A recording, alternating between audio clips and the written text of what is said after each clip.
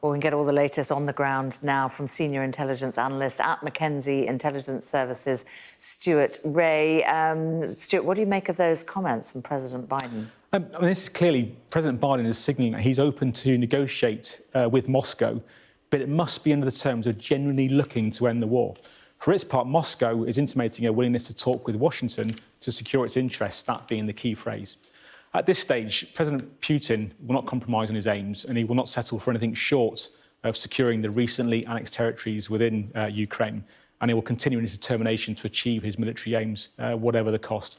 Anything else really will be politically dangerous for him domestically. In short, what we're seeing here is basically the gulf between Moscow and the West is far too great at this time for any meaningful negotiations to commence anytime soon. All right, let's get our map up here because I want to talk about what's actually happening on the ground in the country. Reports of Russian withdrawals from Zaporizhia.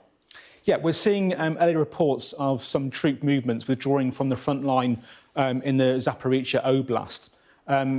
It's too early to say at the moment that this is a concerted withdrawal. It's highly unlikely that we're going to see any significant change to the front line as we've witnessed in Kharkiv and Kherson in the conflict so far. What we're probably seeing is the Russian troops in that area are currently experiencing severe strikes by the Ukrainians, and they're probably falling back to better prepared defensives to more easily defend that front line. It's also possible that we're seeing some reprioritisation of the troops to secure the defensive build-up that they're building up in Kherson, and also on the offensive that they're mounting in Donetsk around the Bakhmut region. Let's talk about Kherson, if we can. Russian troops withdrawing from there. We didn't think that they were going to go quietly, and we've got some drone footage, haven't we, here, that shows pretty extensive damage along key bridges around there. Yeah, the Dnipro River is a strategic obstacle for both sides that splits the Kherson Oblast in two. Those crossings of that river are vitally important to both sides. And what we've seen is the Ukrainians targeting them to disrupt the Russian logistical chains and freedom of movement, so basically to deny them to the Russians.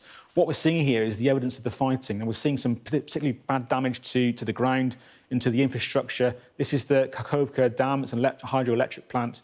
We can see the trenches and the defensive positions that were prepared by the Russians, which clearly shows there was a sizable force were camped out at this location, and the Ukrainians have targeted those, and we can see the devastation and the damage that has been brought down onto the troops in that position there. All right, Stuart, thank you very much indeed for your analysis.